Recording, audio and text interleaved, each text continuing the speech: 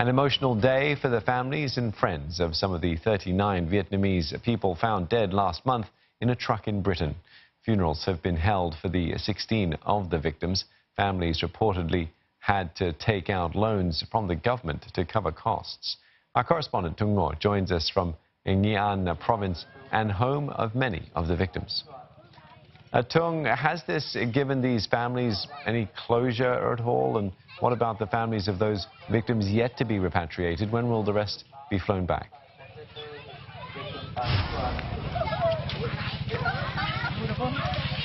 We understand that the remaining victims will be brought back to Vietnam this Saturday.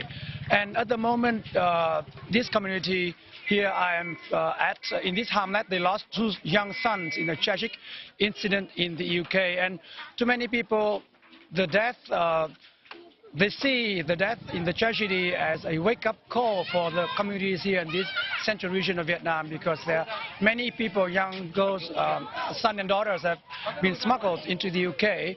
And the death also cast a spotlight on the prosperous business of human trafficking here, and some have been calling on the government, Vietnam government, to take more actions against human trafficking, because it's an open secret here that it's a common practice here for family to save up monies and borrow money to send the sons and daughters abroad.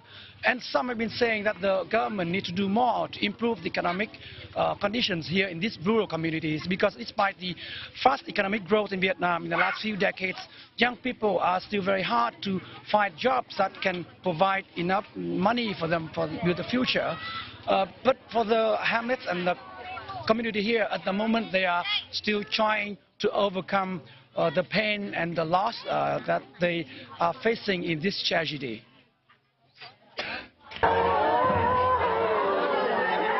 A community overwhelmed by grief and despair.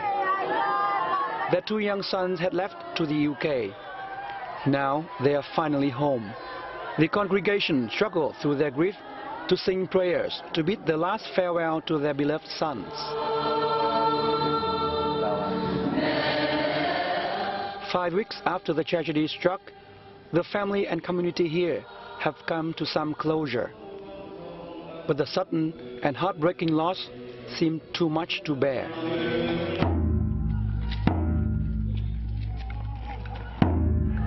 Drum strokes announced the start of the last journey for the sons.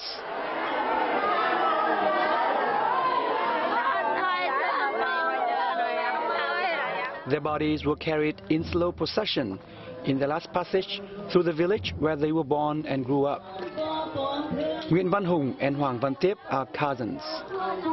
Their journey to the UK encapsulate the dreams and aspirations of thousands of sons and daughters here. Like many others, they went to the UK to seek better lives and to support their families. Money sent back home helped build new houses and pave the village roads on which the hearses are carried on.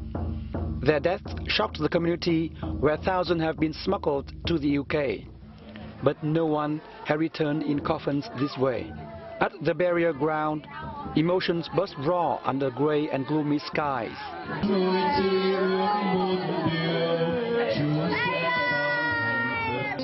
White flowers marked that the victims died unmarried. What's left behind is not just grief and broken dreams, but also huge debts that had been borrowed and paid for the death's journeys.